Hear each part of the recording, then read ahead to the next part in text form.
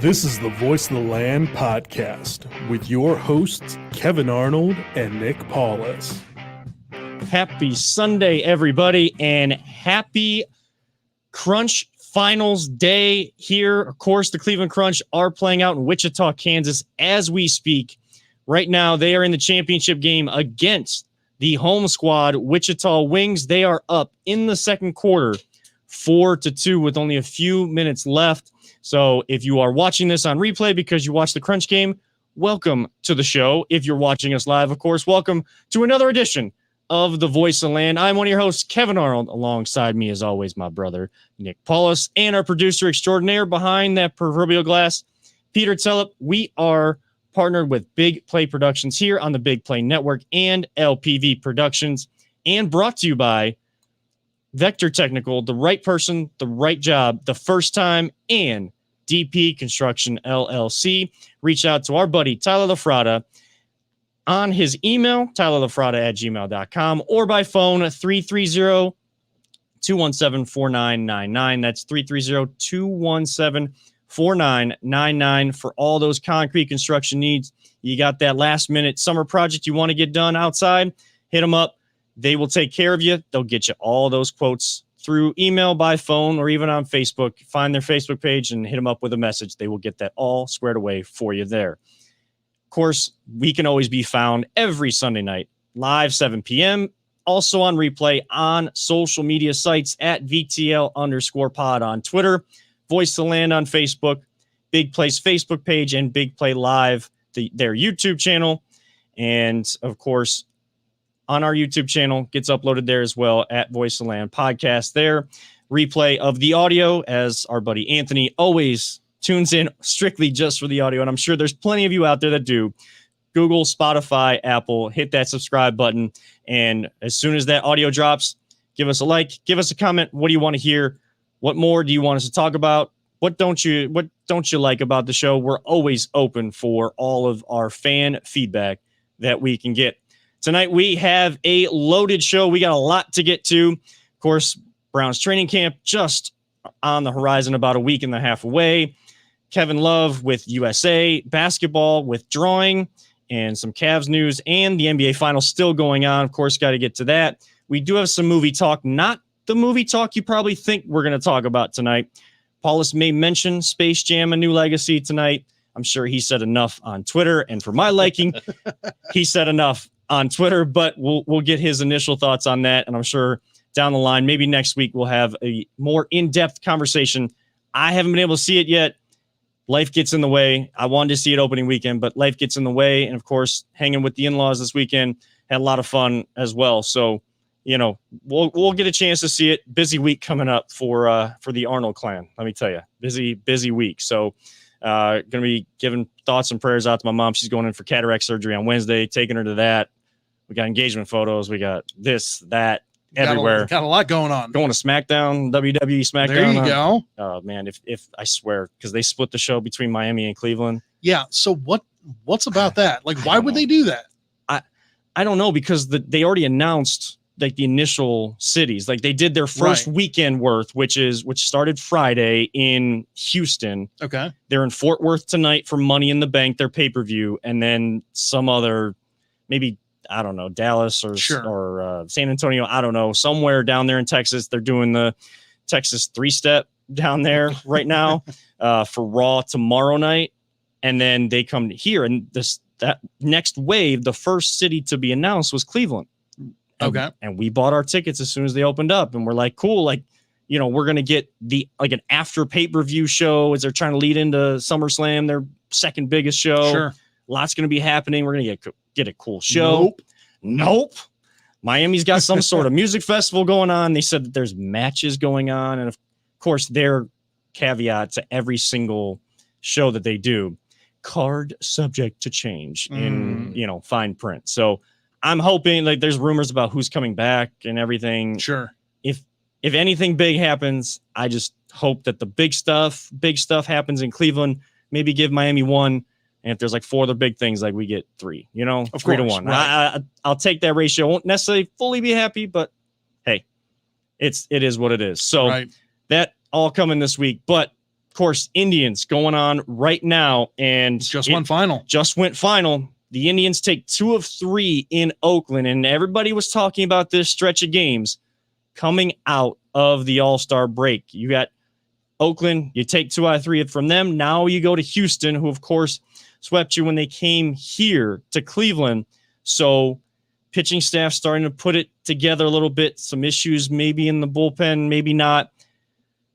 We talked about this a little bit last week, but I wanted to have, and I know we kind of talked about this throughout the week, we wanted to have a deeper conversation on this. And after seeing kind of this team come out of the All-Star break after winning 3 from Kansas City in a tough spot out there in Oakland, playing some good baseball this season. Playoffs. How likely at this point in time can you honestly say the Indians are a playoff-bound or playoff-capable baseball team? Paulus, I'll start with you. Well, it's going to be interesting. let me put it that way. We got a lot of matchups coming up here, which I'm not a huge fan of. After this Oakland game, taking 2 of 3 from Oakland, honestly, very surprising. I was thinking if you got swept, you were done. Like Right. That's just. I didn't want to say that, but in my mind, yeah, you'd probably be done because there's not really a whole lot you can do to come back from that. However, looking at the upcoming schedule here for us, we got 3 against Houston, 4 against Tampa Bay, 2 against St. Louis, the White Sox, Toronto, and then you hit a little bit of an easy stretch with Detroit and, so on and so forth. But I mean, for that stretch of games, I mean, that's like 15 to 20 games right there where it's going to be tough. I mean, if you go 500, I'll be impressed. I don't like our chances. I'm just going to be flat out honest with you right now because I'm just trying to look at where we at in the standings wise. For some reason, it's not pulling up for me, but I got you here in 1 second. Here we go. Yeah, the standings here for us right now. We are 8 back from the White Sox, and I mean, and then we're a lot of games back from from the AL East there for us, because that's really what it's going to come down to. Whoever's the best last 2-3 teams there, that's really what it's going to be. I don't like our chances to make the playoffs. However, that doesn't deter me from saying that this is a very good, young, scrappy team, and I like what I'm seeing from this team. They have no give up. Right. And that's a huge thing for a younger team, for a payroll that has literally nothing on it.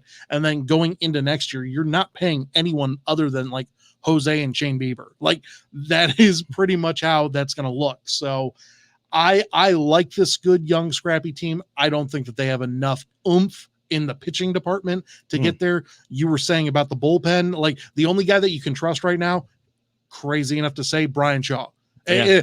He got the save today. He did. He got the save today, and the other day, the game that they had lost, he got him out of a jam, striking out 3 with bases loaded. Like, right, good for you, bro. Like I don't see him coming back next year. I think this is a one and done year for him. I think he's going to get paid somewhere though, because he's been having a fantastic year.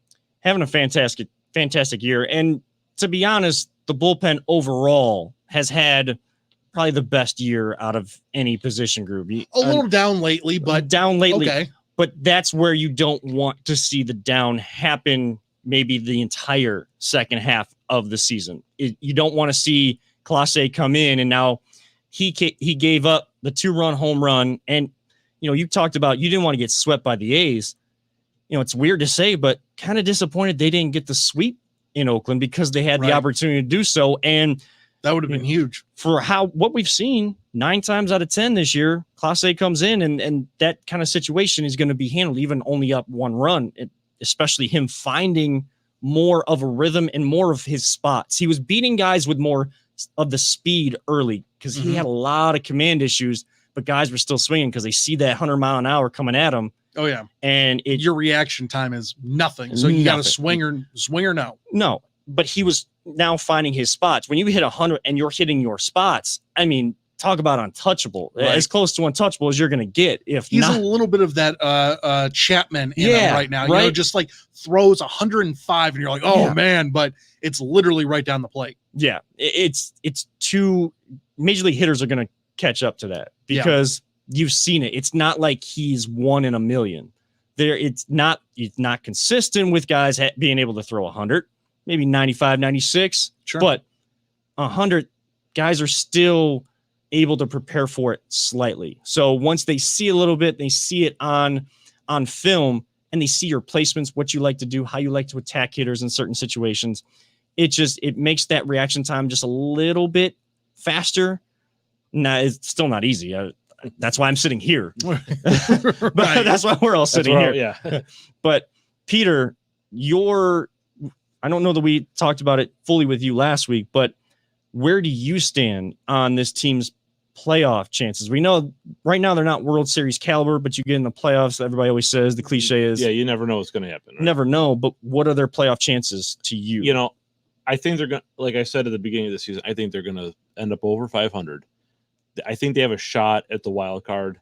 I just don't see this team, unless things really start coming together at the end, I don't see them getting far in the playoffs. Okay. You know, they might be into the first series and then that's it. Which is disappointing because I think, you know, in some respects, didn't know what to expect with Frankie leaving, and because, we knew he was going to leave. It just all the injuries though. I mean, the fact that I can sit here and say, hey, even with all these injuries, all this like bad, mojo or whatever that they faced this year, they really have been a scrappy team. They've fought back, they've lost games that you said, how could they lose that game? And then they've won games that said, how the heck did they win that game? But yeah, I think they might get into the playoffs, but I don't see them going far. And I definitely don't think they're not championship quality right now. Right. And right now, so today was their 90th game. Right. And just doing some quick math over here, you figure they are 47-43. I think 87 games is very likely to make it, like to get right there for that wild card spot. You might need a little bit more, maybe 89 or so, but let's say 87 is like the bare minimum that you got to get in order to have a shot. That means that they got to go 40-32 the rest of the year, just barely above 500. But like I just told you, the next 15 to 20 games against some tough ass opponents. I mean, just let's be honest, like the Houston Cheatstros, they're the Houston Asterisks. There we go. That's a little bit better, a little cleaner that way. I can't take credit for it. I know other people have said it, but right. But as far as we know, they're not cheating right now, and they are balling out. So it is one of those things where you got to make something happen, and it's hard to do whenever you don't have like any of your top 5 pitchers out there, starting pitchers. If we can get Biebs back and just start getting the ball rolling with Plesac and Savale and get that stuff going again here within the next 2 weeks and just hover around that 500 mark, I think you could make a run.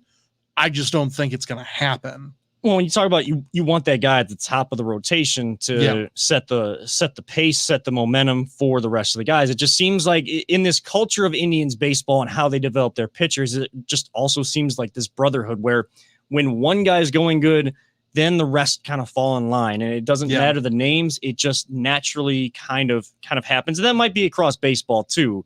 We're going to watch more Indians baseball than anything, of course, but it just seems like that happens with this team.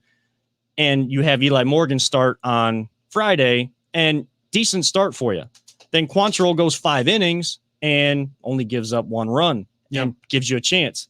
Today, Indians pitching only giving up 2 runs, gives the offense a chance. Yeah, 4 runs isn't a lot, and it's sometimes a lot for this team, but it's not a lot. But again, the pitching staff giving you a chance and the offense taking advantage of the opportunity.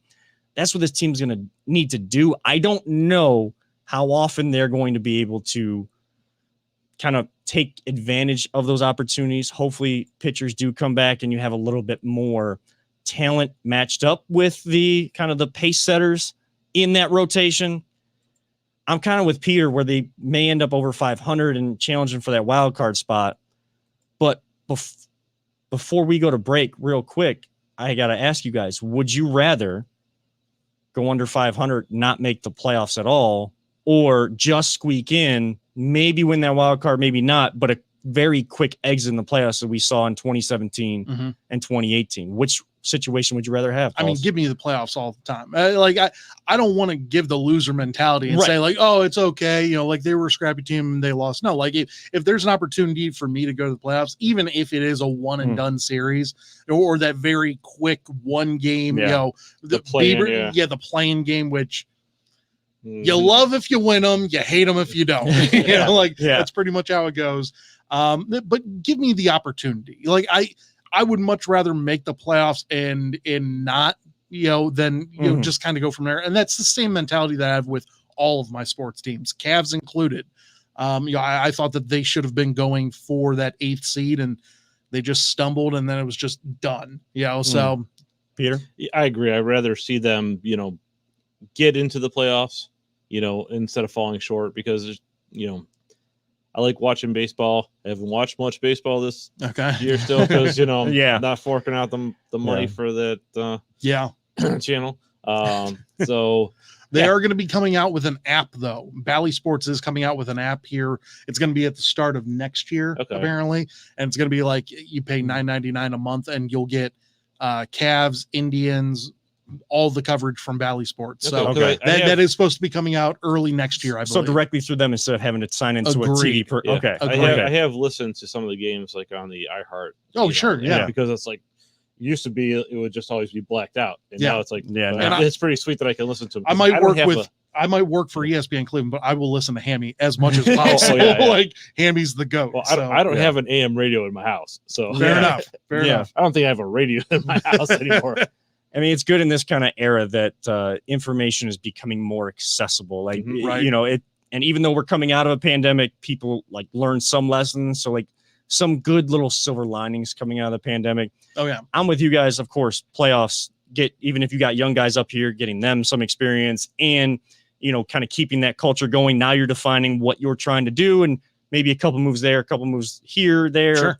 You get a minor owner in there, you know, another supplement of money, you can kind of infuse more into the lineup then, and you can compete more the next year.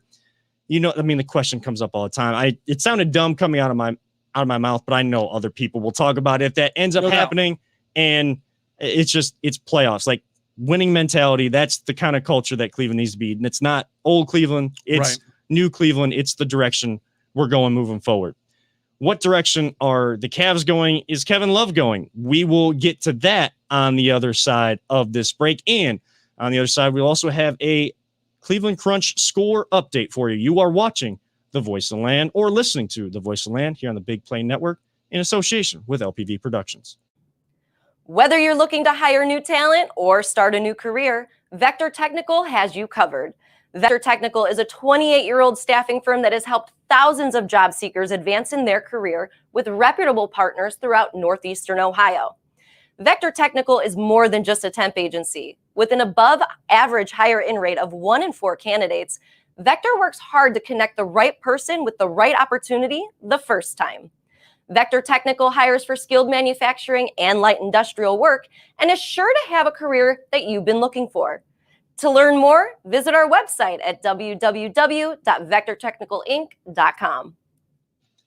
Welcome back to The Voice of the Land. And before we hit the break, we were talking Indians. Do want to get to a couple comments on Twitter. You can follow us at VTL_pod, myself at Kevin7, Paulus at CLE_Paulus, and at LPV Productions across all social media sites. Ed in Columbus chimes in. Appreciate you tuning in. As always, Ed. Yeah, absolutely, Ed. Thank you. During our conversation, he said, if the Tribe can stay in the wild card race all season, then that's okay. Sports is entertainment. And, you know, from the pandemic, I mean, that's a great point. We didn't have much of anything during that. So we kind of took for granted what we had just to kind of keep, you know, I guess, sane or just kind of keep the mind fresh as you can. And everybody has their own thing, whether it's sports, movies, art, whatever. You know, whatever you're into, that it just kind of helps people have a balance in life and Yeah. help with that work-life balance. You need the break. You need a Yeah, break you from do. reality sometimes. Yeah. Oh, reality. It sucks sometimes. You may go into it for 8 hours. You need about 16 hours of a break, you know? And then, of course, Ed also says, when we were talking about which one would you rather have in the situation of not making the playoffs or make it and early exit, can't win it if you ain't in it, is what he says. And that is so true. That is very true. That is factually true. Yes, it is. Now, a team that we want to see in it in some sort of dance, like the Milwaukee Bucks and Phoenix Suns. Which, what a great series. Oh, my goodness. It's been fantastic. It really has been. It is. Like, I was talking with Tyler last night, of course, sponsors with DP Construction LLC, but also a buddy of ours and a big buddy of yours, of course, Paulus. And, you know, I tweeted out there that, you know, series starts now, because there's a cliche that when a team wins on the road, right, you know, our buddy James kind of had to, you know, take it literally. And like, then James had to come at me for my take on Space Jam. We'll get all to that later. Yeah, but like, right. I know. I get it. It's the old cliche, though. You're right. Like, now there's so many other chess pieces, it feels like, in motion for the Suns and for the Bucks. Like, can the Bucks continue to hold home serve? Both of these teams are inexperienced too. Like, I think that's the biggest storyline that's been throughout this entire series.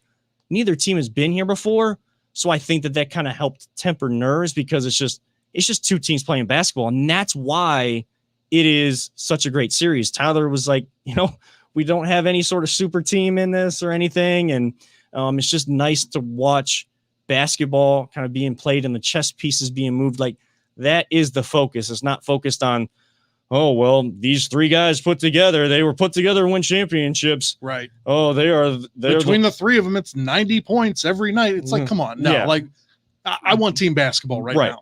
And for the Bucks, it's Giannis is playing out of his mind. But if Middleton's a star, like a star. He's a stud. He really is. If him and Drew Holiday can play good games, then, you know, kind of everybody else kind of follows in. Right. And it takes a load off of Giannis, and it feels like a, you know, much easier 30-35 that he may drop for you. And on the other side, Booker, Paul, Ayton, Mikal Bridges, their X factor on the wing, knocking down threes yesterday. It's just, in that situation, Booker gets the ball stolen, Drew Holiday makes the play, and boy, I mean, what an emphatic finish by Giannis at the end of that game. And it's Tyler mentioned, you know, why not have the ball in Paul's hands? Mm-hmm. Some people may say, well, Paul hasn't been there either. Like, this is his first time, and he's had some bad luck in those circumstances that never made it past the second round until now. But he's that savvy veteran that he'll get you in your set, even if he doesn't take the shot. I was going to say, he's a first ballot Hall of Famer. You got to give him the ball. You got to give him the ball. That's me. Because he's going to make the right play. He may not take the shot. He may help Booker get guys off of him and get him open for the shot, because you trust Booker to knock it down. I mean, that dude has the right mentor or kind of guy that he looks up to, mentality he looks up to in the late, great Kobe Bryant and Mamba mentality. He really is embodying that. And I mean, I'm not gonna be surprised if this one goes 7 and goes back to Phoenix winner. You know, I wanted to go 7 so freaking bad. I personally was rooting for the Suns. I didn't really have too much of, you know, someone in the race or anything like that. Would have been cool to see Giannis win, cool to see Milwaukee win, you know, but at the same time, Phoenix has never won has never won one. Be awesome to see Chris Paul finally get one. I think Devin Booker is a stud. I like the way that both these teams are. Honestly, whoever wins it, I'm cool with it. I just wanted to see it in 7. Yeah, and you like to see, just like Cleveland, like smart sports fan bases, smart basketball fan bases. You go to Phoenix, Giannis has got that long free throw routine, and they're counting it out, and then go home, and the Bucks fans, quiet, like they just give him his time to get in his routine. Pin drop. Yeah, it's you hear like maybe like one Suns fan from the top. Like you can hear the guy at the top. 1, 2, 3. Oh yeah. So that's been fun to kind of see. And so, you know, what is it? Tuesday night is game 6 for that one. Yes. And you know, I know Team USA is hoping that this series ends soon because do they need people? They need people. That I know it's Booker, Middleton, and I can't remember the other. There's 3 in this series right now. They're supposed to be playing. I can't remember off the top of my head, but yeah, I know Booker and Middleton at least are committed. It's not Tucker, is it? No, I don't think it's. I Tucker. don't think so. No. If anybody knows out there, hit us up. If you're watching right now or listening, let us know who else is going to be playing for Team USA. But the guy who's not, one of the guys who won't be, Kevin Love, withdrawing from USA basketball camp, still doesn't feel healthy from that calf strain. People like Brian Windhurst, ESPN basketball reporter, of course, going on RBS and all, and all these ESPN shows, talking about, and a lot of people out there noticing, Kevin Love may not have it anymore. What are Kevin Love and the Cavs' next steps? Well, I was on RBS whenever Wendy came on, and Wendy was dropping bombs. Was he? Like left and right. He said, he just straight up said, the reason why Kevin's off this team is because he just doesn't have it. Like he couldn't hit his spots. He couldn't physically make it to a spot in time to get to the play, to get it started up. The only thing that he was able to do was a pick and pop move. I wonder where he learned that one from. He's been doing it for 7 years now here in Cleveland. So it's one of those things where that contract is going to go down, in my mind, the worst contract in Cleveland sports history. It just is. $120 million for a guy that's played 40, I want to say it's 43 or 47% of the games since he signed that contract. That is inexcusable. And I could live with him sucking as a player if he had great leadership skills. Yeah. Like if he even had 1/10 of the leadership skills on the court leadership, not off the court, of Tristan Thompson, like I would be thrilled with that. The off the court stuff, like Kevin, you got that one down. Tristan, not so much. But the on the court leadership skills, Tristan has him by 1,000,000,000%. Yep. And it bothers the hell out of me that dude signed $120 million. Do you remember when he signed it? He signed it in front of all the construction workers. Yeah, they were redoing it. They were redoing Quicken Loans at the time, Rocket Mortgage Fieldhouse now. The Romo Fio, yeah. Never gonna call it that. Never. But he did it in front of all like the construction workers. Yeah. Like, I'm one of you sort of feeling. No, you aren't. Like the dude has no heart. And like, I'm just going to throw it out there because I'm sorry, you don't. He got dismissed.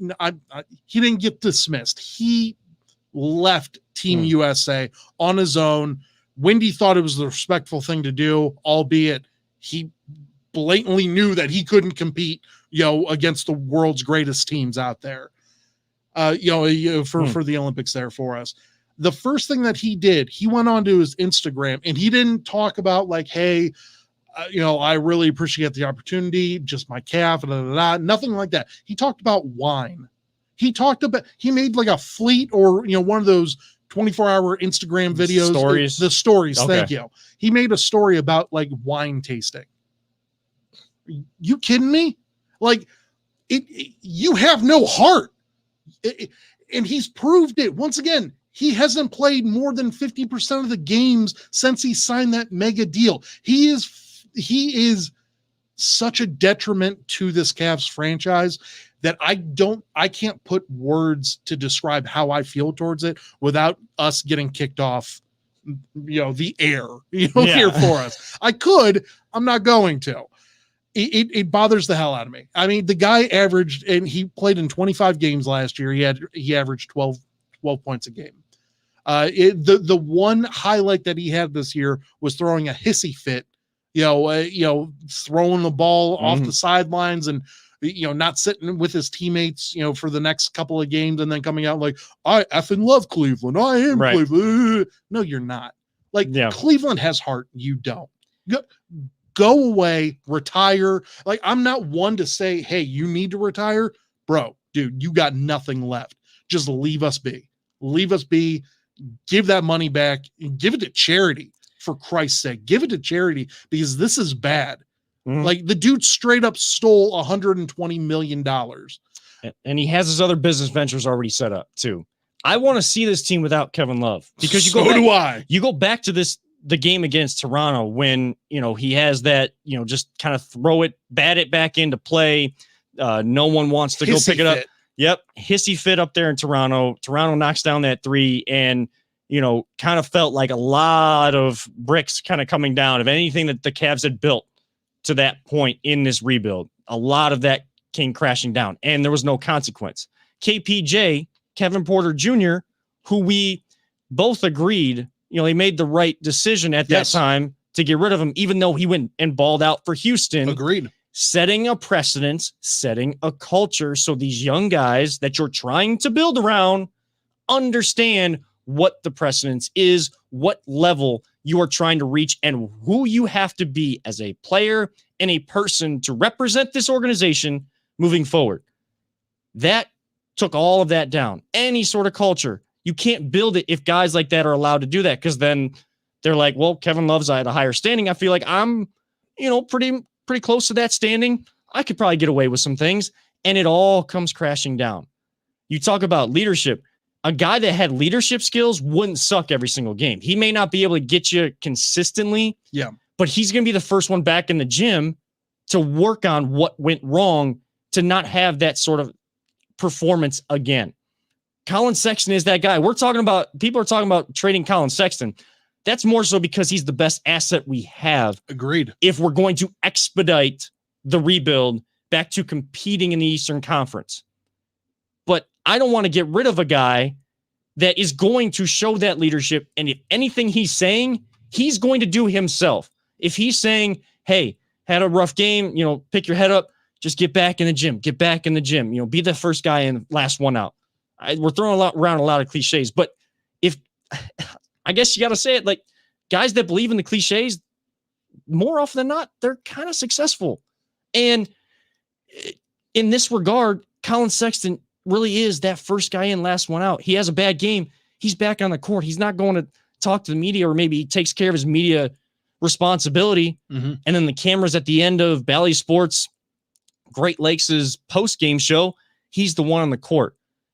I still like the game that Kevin Love brought to Cleveland, and I respect what he did to help us win a championship, but this is nowhere near the Kevin Love in Minnesota, the Kevin Love that first came here. And even when he first came here, he wasn't available.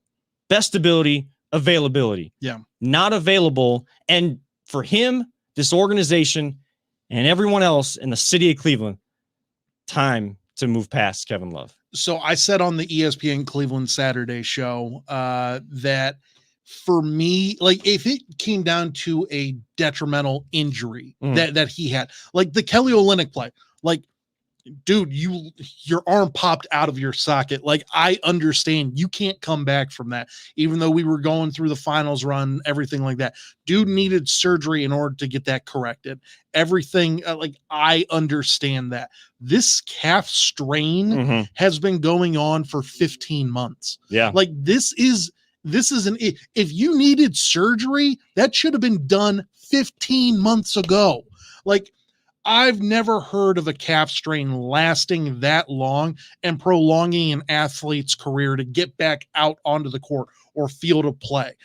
That blows my mind. I'm not saying that his calf doesn't hurt, but whatever you got to do in order to fix that, in order to get your trade value back up, because that's another thing that Wendy said was that he killed his trade value. Yeah. Straight up. We all thought there's no way he could do any damage to his, to his already tarnished legacy or trade value here for us. Nope. He did. He found a way. If anyone finds a way in order to, continue to make the Cavaliers suck, Kevin Love will find that way.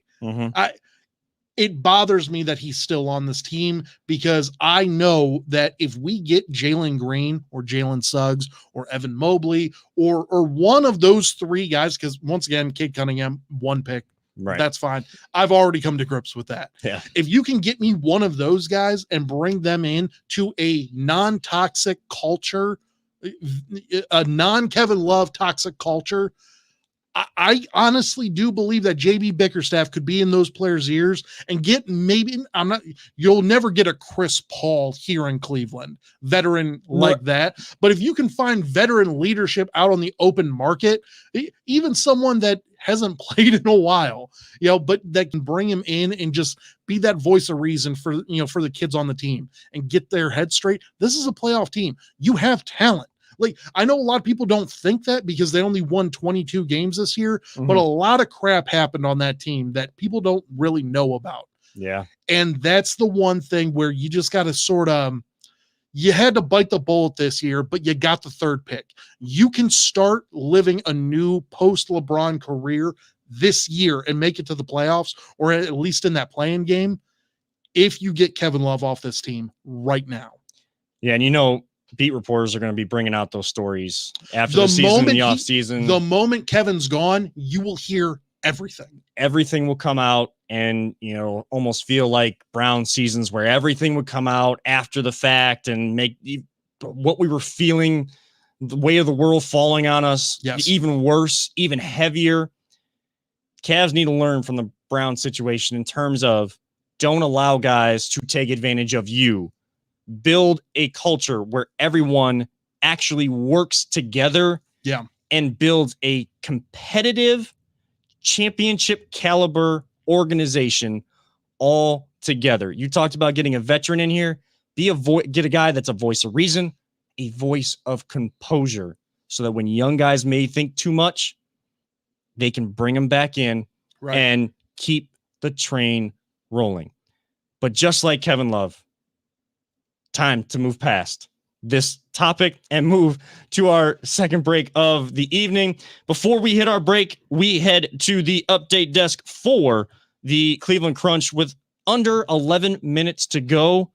It is 6-2 Cleveland Crunch. There you go. Actually, it's now 9 minutes left to go, and it is now 8-2. The Cleveland Crunch. Two more They just scored again. Okay, so cool it.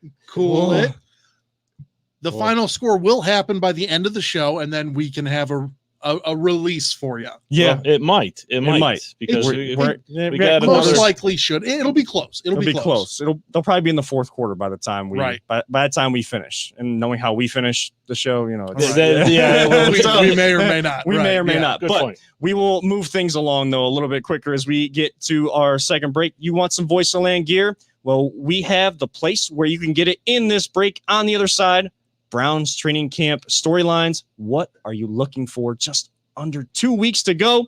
This is the Voice of Land on the Big Play Network. Are you struggling to hire the right talent or maybe even find the right career? Vector Technical makes it easy. Since 1992, Vector has provided Ohio employers with a reliable process for hiring and have helped thousands of job seekers advance in their careers. Vector Technical is more than just a temp agency. We invest time to get to know each client and candidate personally. Vector places people in job opportunities that they are truly excited about. Interested in learning more? Visit our website at www.vectortechnicalinc.com to see a full list of our current job opportunities and to find out what Vector Technical can offer you.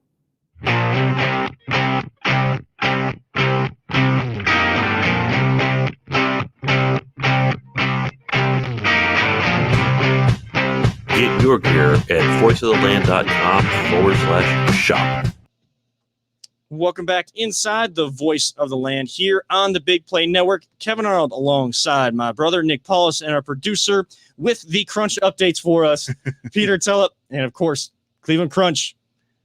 They're inching closer, but plenty of time left out there in Wichita, Kansas for the Crunch in the finals of Major Arena Soccer League 2. Man, we are pulling for them. We are big proponents of the Crunch here on the show. And of course, some of the memories that we have going to Crunch games. To bring a fourth one home and try to get up into that first division Major Arena Soccer League, that would be huge for the city of Cleveland, for this organization, and for all the Crunch fans around the country and around the world. But another team that has a lot of fans, not just here in Cleveland, not just here in the state of Ohio, but around the country and around the world. You see Browns backers, everywhere. That is the Cleveland Browns, and they start training camp July 27th with training camp opening to the public on July 30th. They are opening, of course, registration for that tomorrow. I'm sure anybody signed up for emails, you will be getting those emails coming tomorrow. So every single day, inching closer and closer to football season, which is always a great time here in Northeast Ohio with high school, college, and professional football going on, especially with the Browns being good.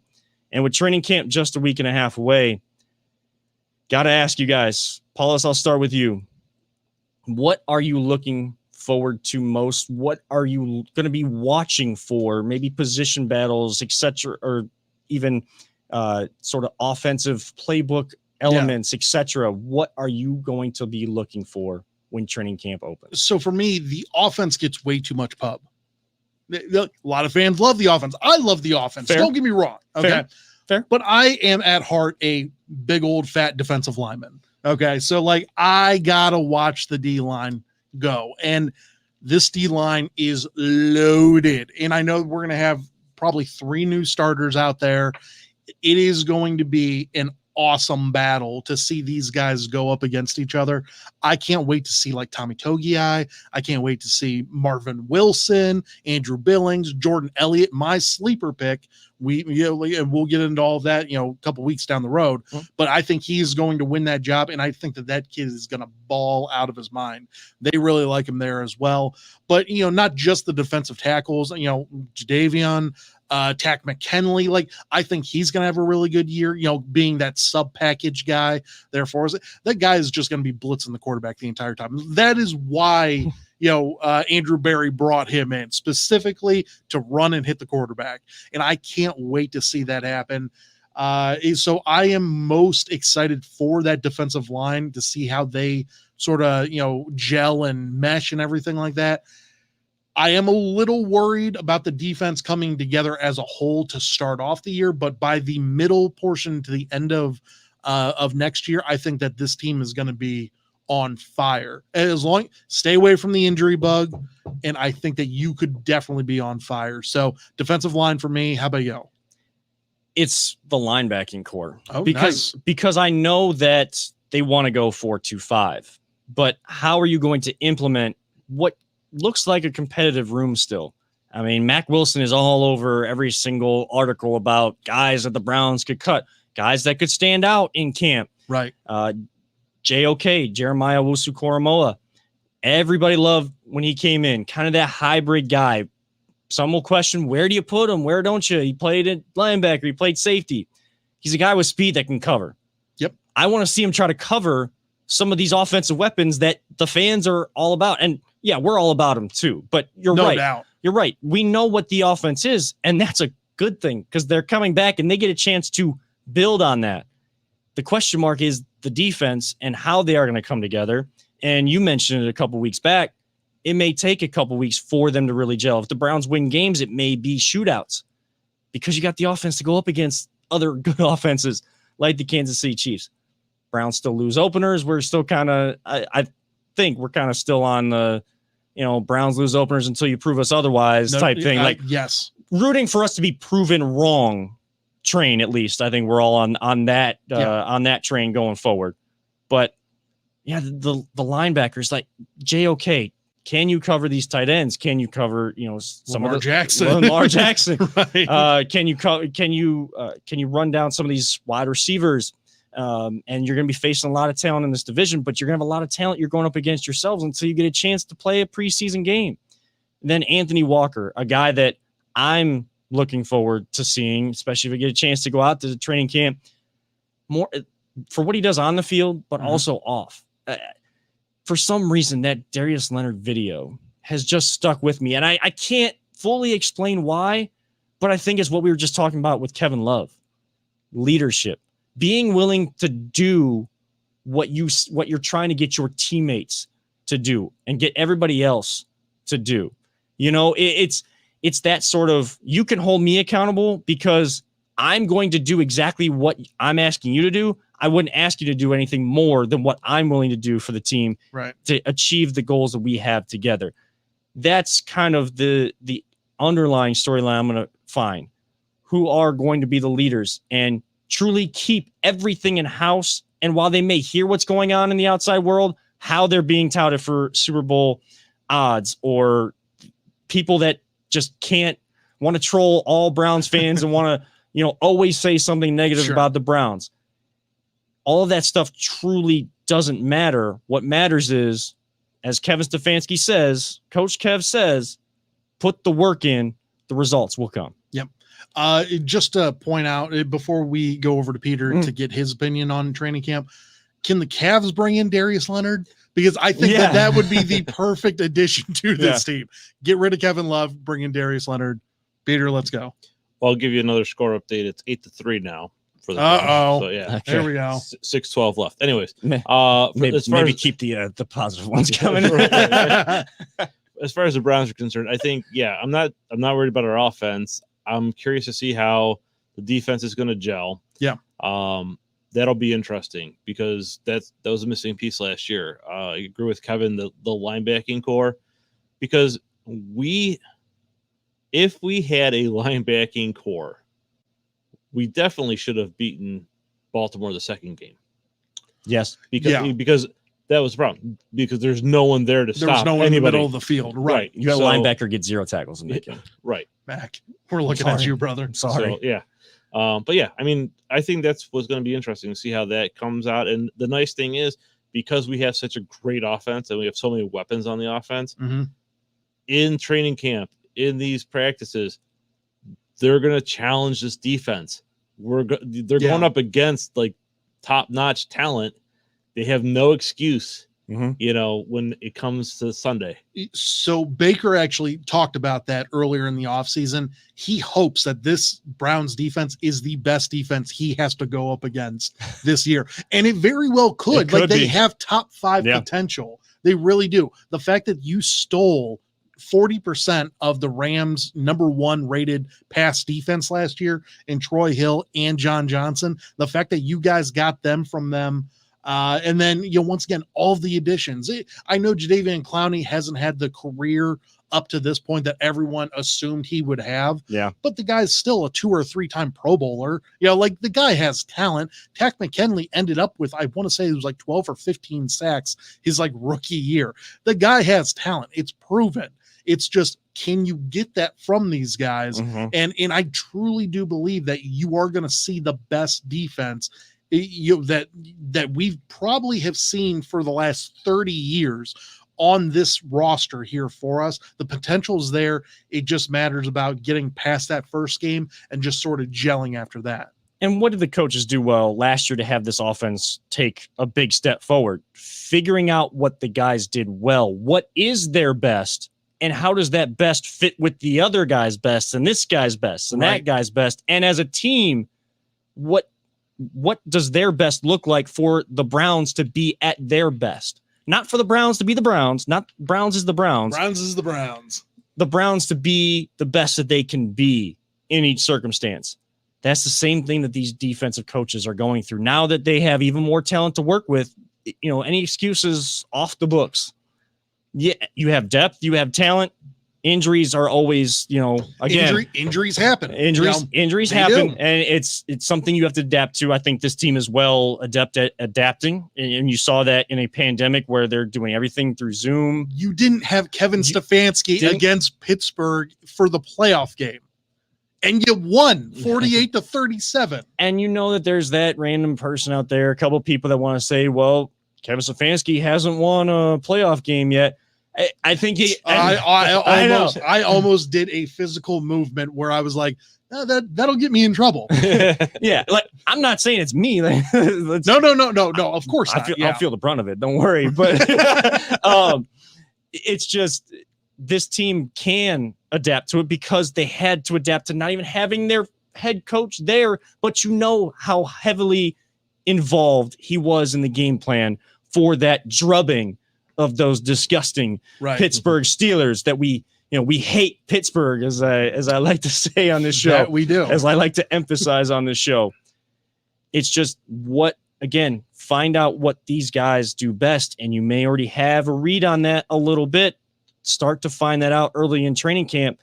And if this defense really can be the best defense that Baker Mayfield and this offense goes up against, boy, I would Be a special year. It'd be a special year, and love to Right. be a fly on the room in many other defensive locker rooms around the country. Like, what do we do? Yeah. What do we do? Like, that's the ultimate scenario for Browns fans there.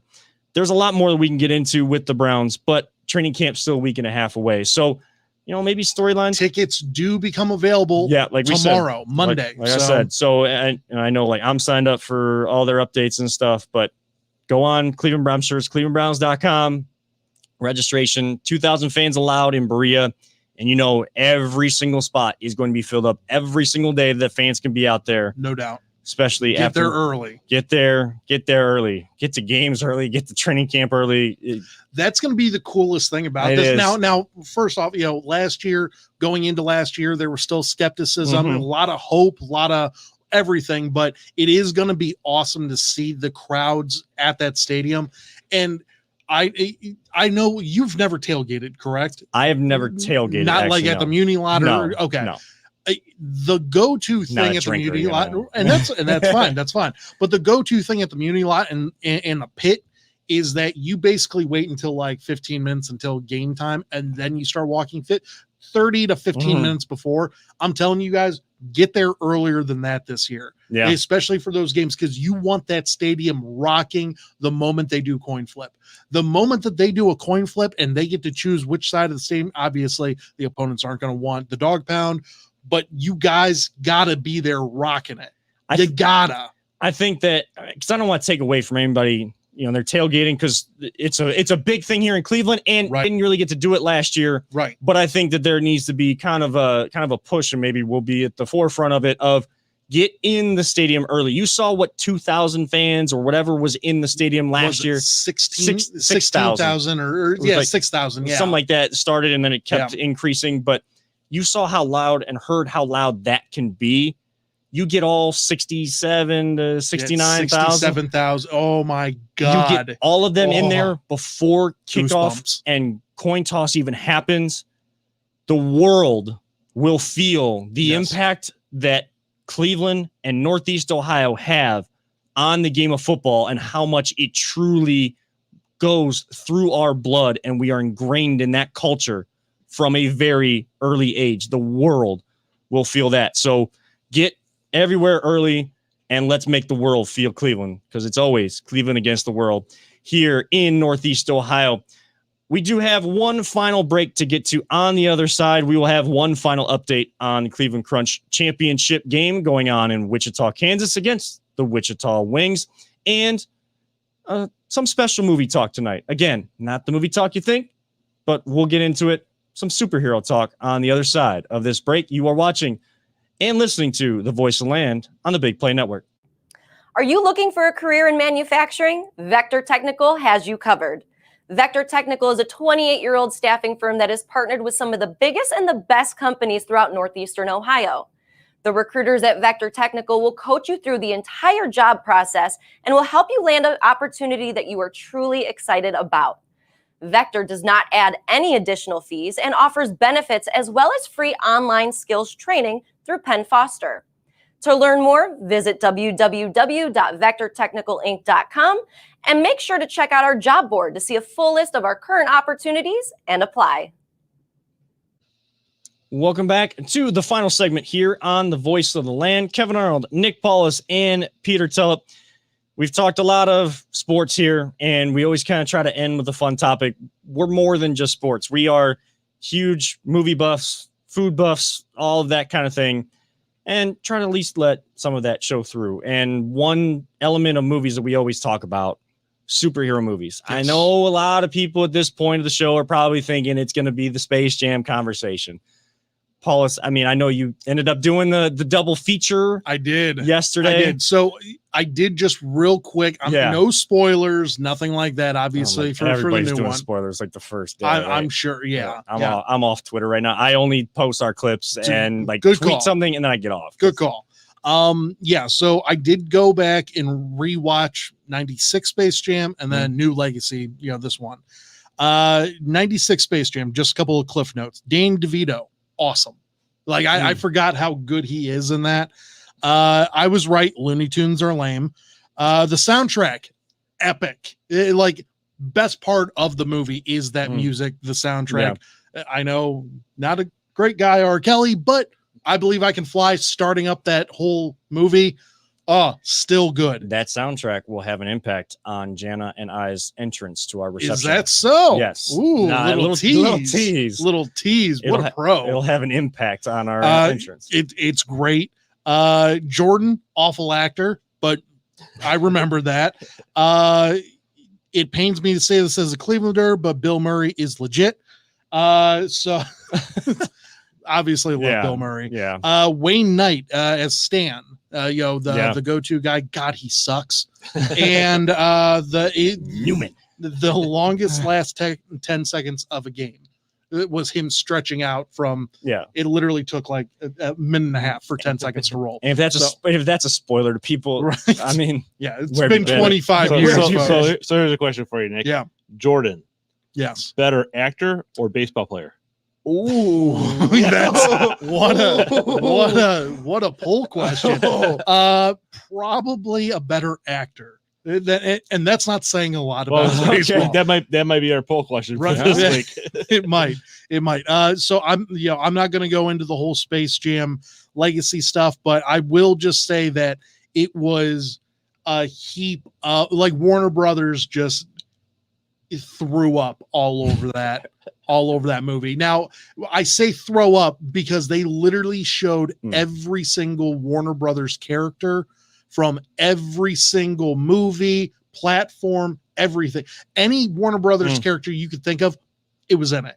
And I say in it as in like, oh, he's in the crowd, or oh, it's there, or that. Yeah. And you're like, oh, that's kind of cool. But then you're like, they're just like propping themselves. Like we got a billion characters. Look at us. I'm like, okay, that's enough. That's enough. But Don Cheadle, not bad. I'll give him that. Don Cheadle's probably the best part of the movie. Oh man, I mean, Iron Patriot. I mean, it's War Machine. Yeah. War Machine.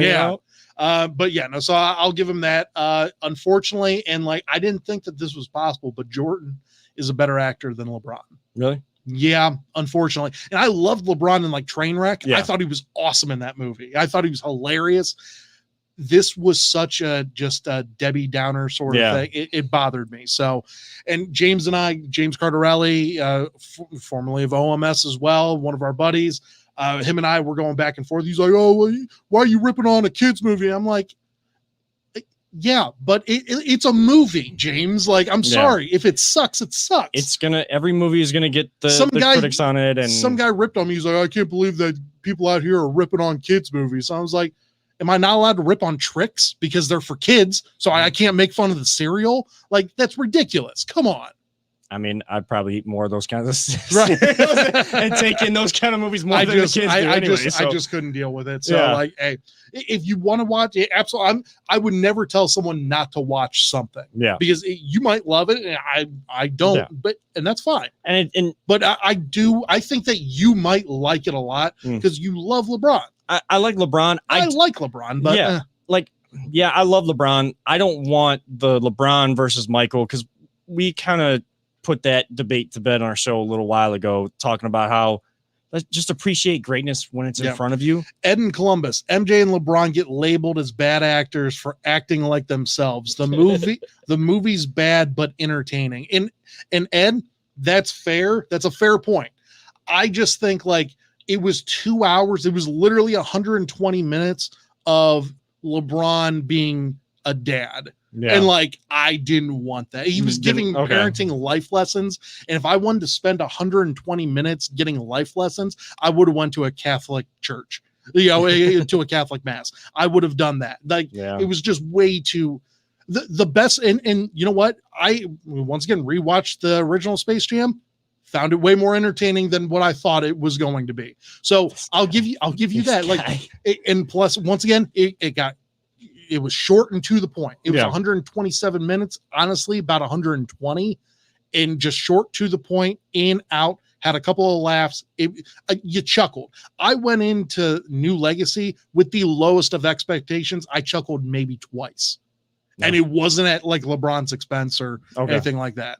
Okay. So, I mean, and again, it's, to each their own type thing. I know LeBron and Ed brings it up that Space Jam 2 beat out Black Widow. And congrats. And congrats. Absolutely. Congrats. High haters. There's a bunch of LeBron haters that are going to destroy this movie just because it's LeBron. And how much do they actually pay attention to it? Did they actually even see it? Or did they just read another person's review and tear it down from there, like paraphrasing it or something?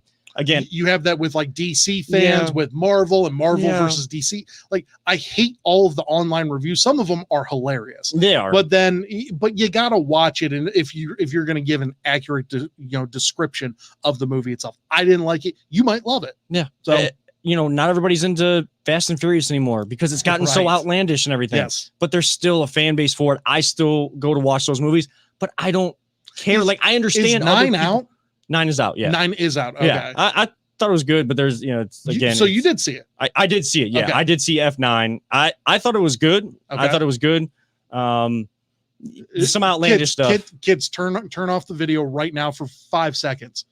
3, 2, 1. Spoiler alert. Do they go to space? Yes. Okay. That is the most ridiculous thing of all time. Kids, come on back in. But okay. I guess leave for one more second. It's about who goes to space though that kind of makes it funny. It makes it funny. Okay. When you put Roman anywhere, sure. Him and Ludacris together, of course. Those guys, they're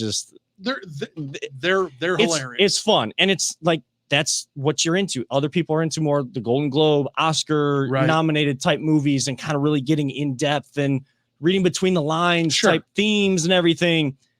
You like what you like. I understand everybody not. If you don't like Space Jam, don't like Space Jam 2. You like it. Yeah. We had some fun with it, but we're the type of people that if we get heated, it's really going to be heated. We don't need to fabricate anything. No. If we disagree, we're not always heated because guess what? We understand where the other person's coming from. And exactly. We understand where the opinion's coming from. That's why we give opinions, because it's not always true. It's not always doesn't always come true. I'm gonna have an opinion. Your opinion. I have an opinion that the Browns will lose the opener, even though I think they're gonna have a great season. If I'm wrong, oh well, I'll come on the show and say I was wrong, and I'll be cheering the fact that I was wrong. So that's just how things go. And that's why, I think that this is a terrible movie. But congrats, LeBron, you got the #1 movie in the nation. Good for you. Yeah, absolutely. I'm rooting for this movie to do well. Honestly, a guy that shouldn't retire yet, like Kevin Love. But still well on his way to building other businesses and business ventures to continue, because he knows that at some point him, Kevin Love, every single player that goes in the pros have to retire, and there's plenty of life after. And what are you going to do? Already setting himself up for success, and you got to give kudos there where kudos are due. But something that we are all into are superhero movies. So instead of talking about Space Jam, maybe we'll get into it more next week or give a brief review next week. Top 3 to 5 superhero movies for you, because it is the 13th anniversary or 13 years since The Dark Knight with Heath Ledger as the Joker, probably arguably the best Joker character presented out there. I know a lot of people say Mark Hamill in the cartoon, things like that. Can have those debates all day, enjoy those kind of debates, but such an excellent movie. So got us to thinking top 3 to 5 superhero movies. Yeah. And I think 3 to 5 is fair. I mean, you go 10 and then everything gets all mixed up, everything like that. So I think 3 to 5 there for us. So let me just give you my top 3. And if I got a couple of, last minute replacements, we'll go from there. So number 3 for me is going to be Infinity War. I think that is my favorite Marvel movie. And it was between that or Civil War, and those kind of go back and forth for me. Depends on the mood that I'm in. But Infinity War, to me, watching that, seeing that, going to the movies to see that, and being just jaw dropping, whenever the end happened, that will always get me, and that will always give me chills. So I'm gonna go with Infinity War as number 3. Number 2 for me is Logan, the Wolverine movie, his standalone movie. I know that you haven't seen it. It's a little too gory. It's we're trying to get through we have, I think, one of the 2 Wolverine standalones before Logan, and then Logan. Like we still plan to Right. kind of watch it. It's I'm building myself up and conditioning. and that is all good. but Logan to me is that Okay. movie. Oh, Like wow. I love that movie. And Wolverine is probably my favorite Marvel character. Yeah. So Gotcha. that's an easy Gotcha. one. Number one, obviously Dark Knight. It's Dark Knight, 13 years to the day here for us.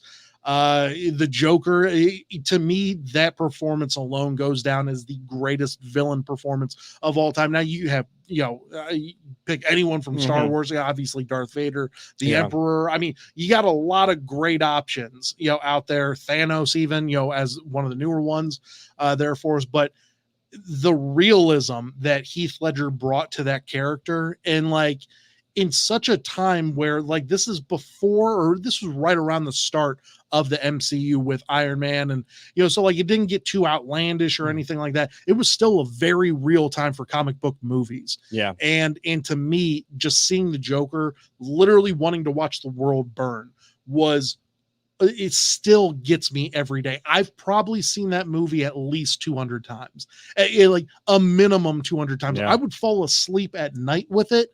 And the way that the DVD Blu-ray disc was set up was that you'd fall asleep. It would rotate for like probably 15 to 20 minutes, and then it would just pop right back on. Mhm. So like I'd wake up and it'd be a completely different scene, but like I know Oh, okay. exactly where I'm at. I was at gonna all say, times. did you wake up like and it's the exact right No, scene and every time? I'd pass out. I'd start it up. I'd get about 20 minutes Yeah. in, and then like you see like the Joker walking into like the buffet, to the whole party that I'd pass out. I'd wake up. He's burning the cash. I'm like, but like every single time, it's just I love that movie so much, and like to me, Batman is my favorite character. So. It's the easiest thing. And then a couple of throw-ins, like I love the original Batman, Michael Keaton. Well, I say the original Batman, the 89 version Batman. Michael Keaton to me is Batman to me. Your introduction to Exactly. Batman. Yeah. So I'm going to go with that. And then probably as like a later throw-in, I love Guardians of the Galaxy. The first one, Thor Ragnarok's really good. I know I'm throwing out a couple extra, but those are some solid movies. Well, we said 3 to 5. So. Yeah, 3 to 5. I threw out 6. So So we'll go from there. But Peter. See, I don't know if I can put like a top 3 because but I have to agree, in my top 3, I would definitely say Dark Knight because you're right. Heath Ledger's performance in that was just scary. Oh, yeah. Because he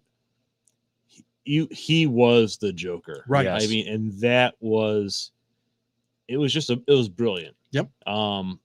And I do love, Infinity War. It's, you're not like, I guess you kind of knew it was not going to end well. Right. But still, man, it was that tugged at the heartstrings shit, Well, the craziest part about that was because you had no idea who was going to die. Right. Well, exactly. Right. And it was just, you're sitting there going, fade away. Ooh, man, that was rough. Yeah. Dusted. Guardians of the Galaxy, I do love. Yep. I will say I love the end of the second one though. The with Yondu's funeral, and spoiler alert, don't care. Right. The movie's been out. If you haven't seen it, it's been out for a couple of years. Not my fault. Those are just great movies. Spider-Man, Homecoming. Okay, with Tom Holland, because finally I got a Spider-Man movie that wasn't an origin story of frickin' Spider-Man. Because that's the one thing I didn't like about like the Andrew Garfield one. I thought that was all right. Sure. I thought they were good. And I like the ones with Tobey Maguire, Tobey will always be my Spider-Man. And he was great. I mean, he was great in that, except for the one, what was that, Spider-Man 3? Spider-Man 3. Yeah, that one. Yeah. That one we can put out of our minds. Yes, absolutely. But the fact that it's like here you have an actor that actually looks like a high school student. Yep. It wasn't the rehashing of the origin story, and that was just a fantastic movie where, I can watch that movie over and over again. Michael Keaton Batman, man. Yeah. Tim Burton. Yeah, that I was, I think, so that was 89. So I was like in junior high. Yep. When that came out, just going into high school, and that was crazy. We watched that not that long ago. I watched it with Jacob. It still holds up. Yeah, it really does. It really does. And that was good because it was. I think that was a very comic book movie. Yeah. Not as comic book as Dick Tracy. If you've ever seen True. Dick Tracy was not a great movie, Yeah. but it was because that was too literally like a comic book movie. Mhm. But again, those are all great movies. And I mean, the more I think about it, I could go on. Oh, yeah. I still love Deadpool. I said it Deadpool- before. I know Kevin hasn't seen it, but it's a good one. Yeah, I Yeah. really like it. Yeah. it really is good, but it is really gory. So Oh yeah. I mean, I'm gonna have to sit down and watch those at some point though, because I mean, I just have a feeling at some point like it's all gonna intertwine anyway. So it's like Yeah. Sure. you gotta, if you're going to be a fan, even if you're just all Marvel or all DC, like you gotta see it all to then understand if anything. and there's so many like Marvel, like the X-Men, Wolverine. Yeah. I haven't seen Logan, so I really need Yeah. to go and watch those. I'm It was just telling never you- that was never my thing. So yeah, like the X-Men origin story or whatever, or Origins, Wolverine, whatever it is, you can honestly, you don't even need to see those. They're Yeah. not that good. They have a couple of Yeah. cool scenes with them, but for the most part, you can do without those. I'm telling you though, Logan is a cinematic masterpiece. It truly is. Yeah. The fact that like I really thought the movie came out and I thought it was it's a superhero movie. Okay. So like